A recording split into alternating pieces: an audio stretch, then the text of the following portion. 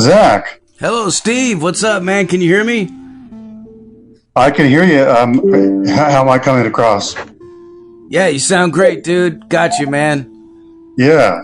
What the fuck Thank you is... so much. What's going on, brother? You were live right now on the Zach Moonshine Show with Metal Devastation Radio, man. We just got done blasting The Die Is Cast, man. That is a badass track, dude. I really appreciate that. There's a reason that it's first on the album, and it's kind of a respectful fuck you in some ways, and it's a little bit of philosophy too. But yeah, that's where it's at. And you're talking to me in a real situation right now that music comes from. So yeah, I've been dealing with. I know metal musicians love this. I've been dealing with cat stuff and taking care of my cubs and animal hospitals, things like that. And that is that's part of metal. So yeah. Yeah. How are you doing, man?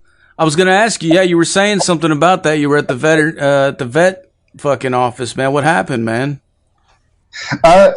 Essentially, I'm just standing up and doing my utmost, and you find out, several issues over time, diabetes, and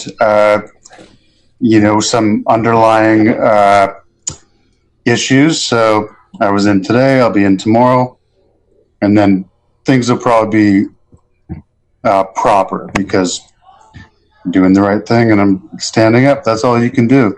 So we go to battle together, I totally understand, man. Me and Raven, we just went through some of that a few weeks ago. Our little dog, one of our little dogs, she ate something. I don't know what it was, but it gave her acute liver failure, and they didn't know if oh my God. Yeah, it was really scary. They didn't know if she was going to make it or not. She's only like 16 months old, still a baby, and so we were really freaked out, man. We thought the worst, there for a minute, and then she pulled through. Thankfully, I don't know, by the grace of what, but she's still here and she's doing good now. And so, I hope whatever your fur babies are going through, man, that they'll be all right, man.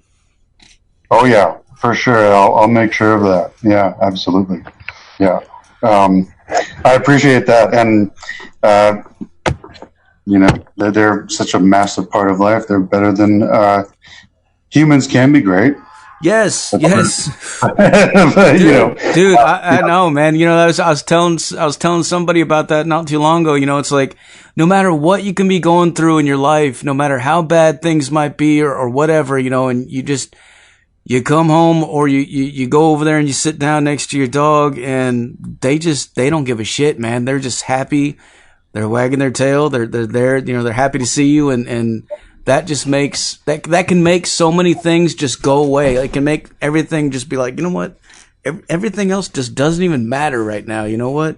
I'm right here with this little motherfucker, and we're gonna play around, and you know what I mean? Like I don't know, man. Yeah, that's the nail on the head, man. Absolutely. Yeah. That's what it's all about. That's the important thing in life. People is to stand up for. Yeah, all that. And people can be crazy, man, for sure, man. So, but tell us about post-death soundtrack, man. Like, how did give us a little rundown? How did this whole thing come together, and how did it start? How long you been doing this? Yeah, it was started in 2006 for a specific reason.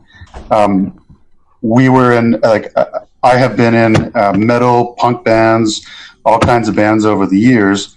Post-Death Soundtrack was originally started in 2006 as a duo, myself and Kenneth Buck, really as a bedroom project for the purpose of kind of doing what we want and not having limitations. And so the first three albums had a bit of a revolving cast of musicians and collaborations. Currently, it's Post-Death Soundtrack is myself. The new direction is no electronics, because I've done that before, and in the future, if I want to do experimental projects, I'll pursue that as well. However, I really, over the years, I've especially enjoyed artists with a singular sound. So when you put on Alice in Chains Dirt, it's not like track 7 you're getting all of a sudden some completely different, like a raga or like some total break in the energy. Yeah. So I decided to start mixing what I grew up on, the 90s movement, with modern doom, thrash, hardcore, put it all together, and it really works for me. That's what I want to do. That's my expression. So the new album Veil Lifter was just released April 16th, and the next one is it's well in hand. It's about halfway through. So on this record, did you have like a bunch of different musicians doing different things, or was this primarily just you and like? Yeah, it was primarily myself. I wrote everything on like all the guitars, vocals, and layers, and John Ireson was involved. He played bass, and he did pre-production. From there, we worked with my good friend Casey Lewis, who's in Calgary. He's probably likely one of the better drummers in Canada. He plays for Belvedere, who regularly tour the world, and he also runs Echo Base Studios, which is just, you walk in there and you're like, okay, this is kind of a Pink Floyd studio. This is ridiculous. Nice. And so he's gotten to that level. I love him. I respect him, and it's fun to work with him. Now that I've moved back to Calgary, the future releases are going to be primarily continuing that path. I'll be writing the layers and working with Casey to make it happen. Hell yeah, man. Yeah. I was gonna say, because the sound is very organic and it's very analog. It's very live. It's very, very real sounding, and I was wondering, like, is this like, did you use drum programming or stuff like that or anything, but no, it's all real legitimate, musicians playing instruments. And that's really cool, man. Cause that's the way it sounds too. It's really good production, man. He's such a great drummer. He brought it to life. The original recordings, it was recorded just for the purpose of laying it down over loops and all that. But once Casey got his hands on it, he knows what to do. Yeah. Well, there's nothing wrong with using drum programming. I mean, there's lots of bands that do it, and they definitely make it sound good. But yeah, man. Yeah.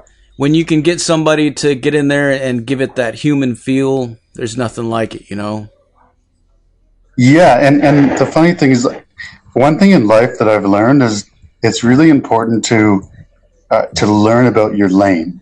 It's like stay in your fucking lane. And a lot of people don't have any idea about that.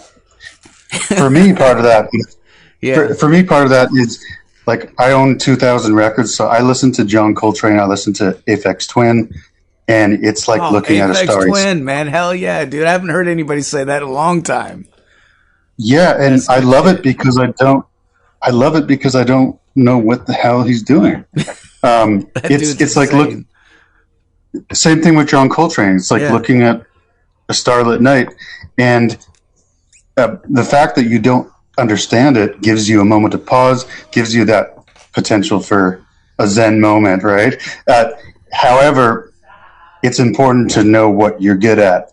I mean, Scott Weiland, he knew what he was good at, and he, like Jim Morrison, he learned what he was good at, and he stayed in that. He's a mid-range, lyricist, powerful vocalist. Love Jim. He wasn't trying to do, everything. Yeah. So that's what I try to do. I hear you, man. Yeah, dude, I got a huge record collection. I got all kinds of different stuff, just like what you said, man. All across just all different kinds of genres and everything, man. It doesn't matter, I do this metal show and everything, and like this is my gig, but in my personal time, I listen to all different kinds of stuff, man. Like I always have, it's just, that's what brings me joy, man. But yeah, you named off some good stuff right there. I was going to ask you about your influences growing up and like what got you into music, but I think you're already sort of answering a little bit of that, I think, but go ahead and tell us, man, like what are some of the stuff that really got you into music at a young age? Yeah, it started with like a lot of people. It started with Nirvana because they kind of stepped in and helped me out when life was challenging in my younger years, and I really that kind of awakened me the kind of honesty that you can just lay down on a record and say "fuck you."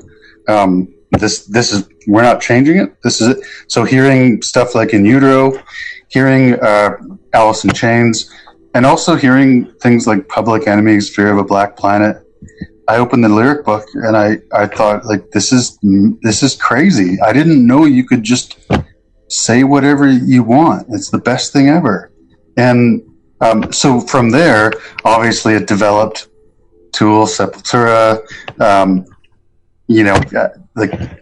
and it keeps on expanding because it's the love. I love everything from Louis Armstrong to, I love Windhand a lot, and everything in between. Slayer, openness is really like, this is my passion. I built a cabinet for my mother and shit's crooked. I'm not good at other things. I know my lane, and I know my passion. So, it's just developed over the years. I love listening to anything. I mean, like, friends, acquaintances send me music. I'm happy to be that guy who takes a moment. You know what I mean? Yeah. Yeah. Hell yeah, man. That's cool that you mentioned Nirvana, because that makes me think, like, in my younger years, like I got into, I think, I started off with a lot of hair metal in the early 80s and then got into, thrash metal with Metallica and stuff like that. But then that was around the same time that I got a guitar and I started trying to learn how to play guitar. But it's like, you're listening to everybody like George Lynch and all these crazy motherfuckers, and then, Metallica and Slayer and stuff. It's like, that shit's just, at the time, it seemed like that was impossible to even learn how to play. But then when Nirvana came out, I got into that really hardcore too. But I was like, you know what? This is actually, like, I think I can do this. And it sort of gave like a new motivation, because it was like, you don't have to be fucking perfect, or I don't want to say perfect, but you don't have to be like technically, you don't have to go in one direction. You can kind of find your own thing and just make some fucking noise and have fun, and it just doesn't matter. Like, yeah, that was definitely, the 90s were a cool time, man. But yeah, absolutely. That's I think it's like Bleach and Incesticide. Yeah. Which is, I think, what you're zoning in on. Yeah. That's part of the fascination of that. And there's a whole bunch of underground B-sides that I used to like travel, and any obscure record shop I could go to and dig and find a new Nirvana demo. It's just kind of a weird miracle of the band, because you listen to those first two albums, like, how the hell did something, come of this? And it's so incredible. And I forced my guitar teacher, like I brought in the Bleach book, and I'm like, I want to learn this. He's like, okay, we'll do this for the last 10 minutes of the class.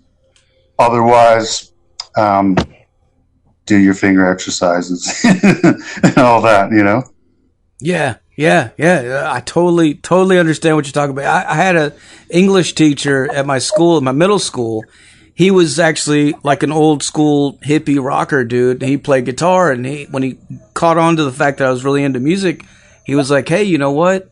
Why don't we do this after school thing? I'll get some instruments. You and your friends come in, and we'll just hang out after school, and I'll teach you guys some riffs and how to play guitar." And I was like, "What the fuck?" And it was cool. But one of the first songs that he taught us how to play was "Come As You Are" from Nirvana. So. And, so that definitely holds a place in my life, for sure, man. Yeah, I love that. I think it's important to constantly seek out new influences, but also pay homage. Yeah. Hell yeah. Mm-hmm. Yeah. Yeah. But yeah, like you, man, I definitely got into the death metal after that. And, Sepultura, fucking Deicide, all that crazy shit, and just went down the wormhole for years and years trying to find the heavier and heavier, and then got into doom metal and all these different genres that keep coming up. I love it all, man. I still get into some of the stuff that the kids, the younger kids are getting into nowadays. They're coming out with all this weird shit. They're dropping down to fucking drop A and drop F and shit. I'm like, what the fuck, man? It's insane, but I love it. I love hearing just different takes on everything, and just seeing where it goes, man. It's all the human experience. So the moment we're closed off to it, I mean, still, it's sometimes you're just like, okay, this, I feel like this, something can be quality no matter the genre, designation, the style, nothing. If it's great, it's great. And that's the beauty of it. Hell yeah. So tell us, what's coming next for you guys? Do you have I know you're talking about, I mean, are you looking at some point putting together a band to go play live and do shows, or is this going to be strictly a studio thing, or what's your plans on that? The plans are both. It will likely go live, festivals, etc.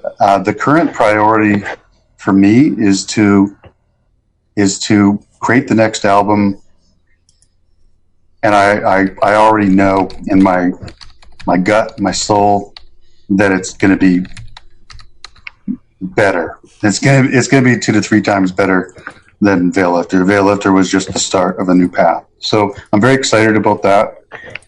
It's going to be heavier, stranger, and fun. It's going to be fun. Yeah. Hell yeah, man. Now the name itself, Post Death Soundtrack, how did you guys come up with that? Is there a story behind that?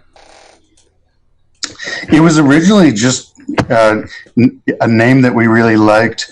It was Post Death Soundtrack was just an obscure 1-minute instrumental track that Kenneth Buck did, and we liked the name a lot.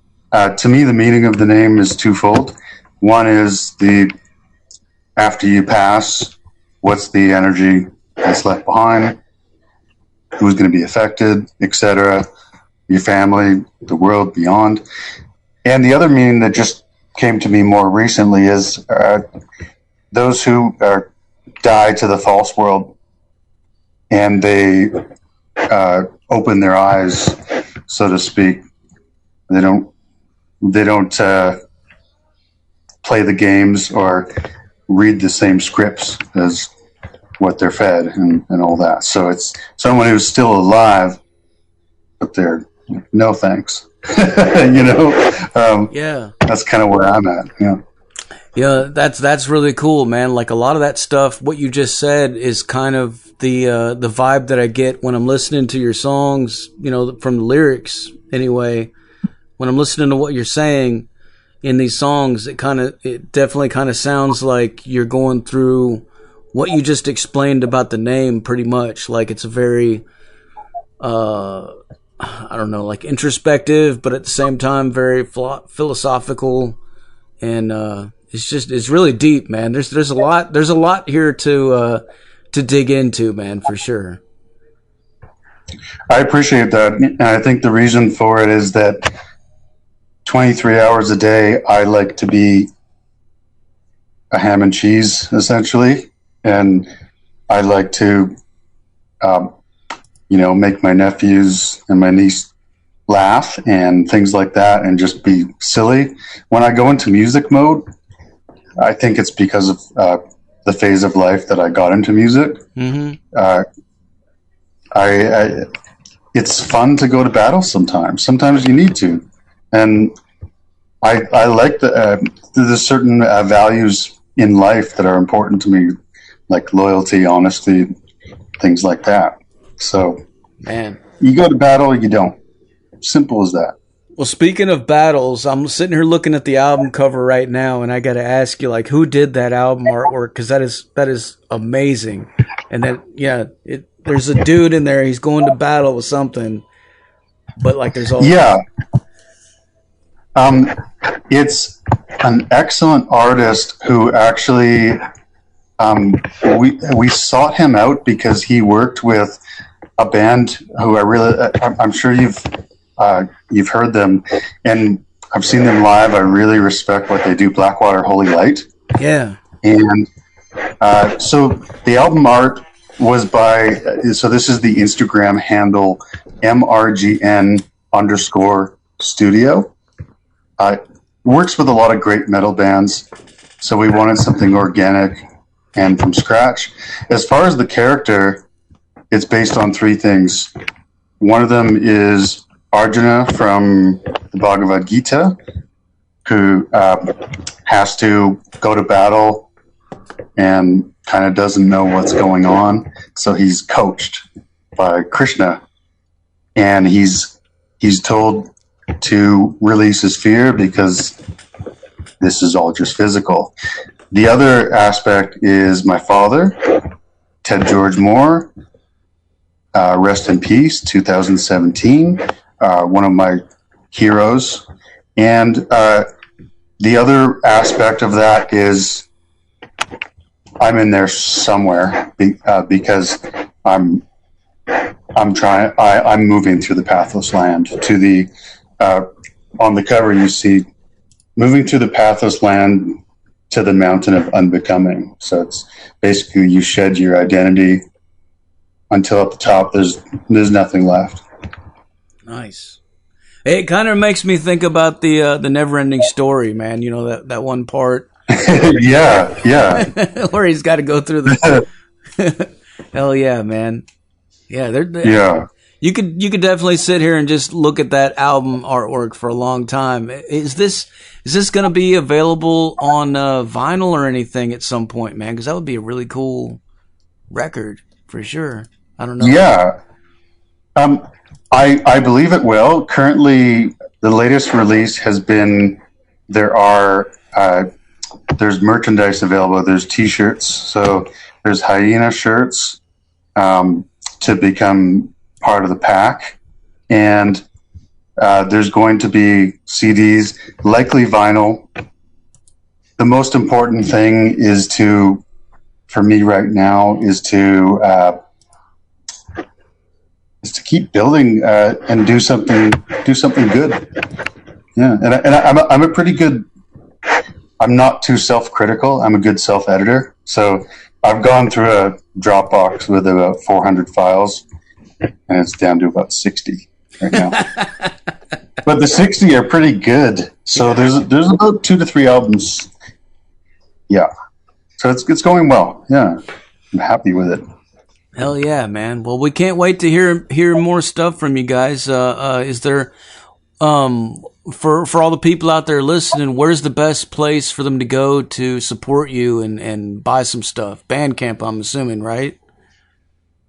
Yeah, like wherever they prefer to listen to music. Sometimes the most important thing is leaving a shout out, leaving a comment can make a lot of difference. Yes. If you listen to it on YouTube, it's available everywhere. It's definitely available on Bandcamp, and I have promoted that widely because it's entrenched. It's a good community, you know. Yes, it is. Yeah, it makes dollars, makes sense. And wherever people listen, yeah, check it out, get in contact, and I'll respond, and we'll have a connection. Man, I can't tell you how many bands I talk to that don't even know about Bandcamp, and it trips me out. I'm like, what the fuck, dude? You're missing the boat, man. Like, get on there. It's free, dude. Just do it. Like, you can make money on there, like, I know Spotify and iTunes and app, YouTube and everything like that. That's all very, very useful for promotion and advertising as well, but Bandcamp is really where it's at for independent artists, I think, in my opinion, because you have control over everything. Yeah, they take a small, tiny, tiny cut, but, for the most part, man, you have control over it. It's sort of like being on your own record label, Absolutely. I 120% agree. And I would just add to that for independent music, because my day job, like, I work in PR as well. It's just, everything's an extension of my passion. So I really value step-by-step progress. And a lot of artists often approach me saying, I want 1 million streams. And my response is often, would you like to connect with anyone? Do you want, would you like an article? Would you like to be out, like, chat on a podcast to build? Or do you just want the top of the mountain? Because if you do, got news for you. Right. Little insufferable. Yeah. You gotta work it, man. You gotta work your way up to it. And yeah, for sure. Like, there's definitely a lot of bands that don't realize that, and they just come in and they think, we just need this number on this thing. And it's like, you got to do the work. You got to do the interviews. You got to try to get reviews, get featured out there, build your social media, and connect with your fans, connect. And if you can connect with them, just like you said, man, if you can do that, they'll carry you and they'll bring your numbers up, eventually. And if your songs are really good and they really catch on, the sky's the limit, man. You never know, but you definitely can't just roll out of bed and be like, I want 1 million streams, man. It don't work that way. Absolutely. And, like, being humble in the process, patting yourself on the back for every small step along the way. It's important, having the humility. Yeah. Otherwise, yeah. So it's good. Like, that's the only way progress happens, right? Yeah, man. Dude, I get excited as hell anytime anybody buys anything from me on Bandcamp. Like, I don't give a fuck if it's $2, $3, whatever the hell it is, man. Somebody bought my shit, downloaded it, and they're playing it in their house, and that's cool to me. That's all that matters. I'm like, I touched somebody. That's what makes it. Exactly. 98% of people in my life have no idea that I'm speaking right now. Don't care. Out of sight, out of mind. They're doing their thing. But it's very valuable, because we're actually reaching people who are tuned in to music. They're the ones that care. Hell yeah, man. Yeah. Hell yeah. All right. Well, I guess I'm about out of questions for you, man. Is there anything else you want to let the people know? Basically, lean into the authentic. If you're going through any troubles in your life, lean into the authentic. And those are the people who actually show you respect, listen, and you can build from there no matter what the situation. Other than that, Zach and Metal Devastation, real fucking deal, and it's made a massive impact on my life, and that's one of the things that I lean into professionally and personally. Thank you, man. Thank you. Yeah, I really, really appreciate that, man. And you're always sending me thank you notes and stuff like that. And I just want you to know, dude, I really appreciate that shit. Like, it does matter a lot, you know, because, you know, we're all in this thing together, you know, and we're just trying to make our way through it, man. And when people like you show that kind of appreciation, it definitely, I don't know, it keeps us going, you know. It keeps it real, man. Well, let's keep building. Fuck yeah. We have a pack now. Let's do it. Well, speaking of the pack, man, before I let you go, can I get you to make us a station tag real quick? Yeah. All right. You're listening to, this is Stephen Moore from Post Death Soundtrack, and you're listening to Metal Devastation Radio. And I'm coming from the icy underground, otherwise known as Canada. And I don't know what else to say. Is there a song that we're cueing? That was awesome, dude. That's perfect, man. I'm laughing because I didn't even have to prompt you. Normally I have to tell people what to say, but you already got it, dude. Okay. Yeah, no, I got coming up next. I got Borrowing, and then Hammer Comes Down, man. Awesome. I do that. Hammer Come Down is a little bit of a riff on Jimmy off Onima, just for a side note. Nice. Just because that's kind of the fun thing about music. Often you get inspired by something. It's always going to turn into something totally different.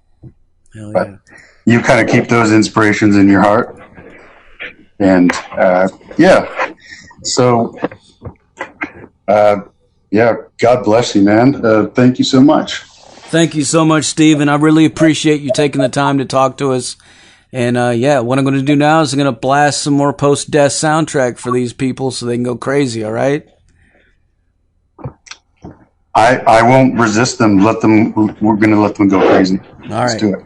And then afterwards, I'm hoping all of them will go to Bandcamp and buy your shit, man. I'll post the link in the chat room and post it up everywhere tomorrow. But yeah, thank you, man, so much for talking to us. We'll talk to you later, all right? Okay, sounds good, my man. All right. Take care. Later, dude. Bye. There you have it, folks. Post-death soundtrack live on the Zach Moonshine Show with Metal Devastation motherfucking radio. Like I said earlier, put your speakers in your windows, put them in your front lawns, put them in your neighbor's driveway. Do whatever you got to do, man. If you don't see U-Haul trucks everywhere tomorrow, what the hell are you doing, man? Just reach out, grab the volume knob, and crank it all the way to the right.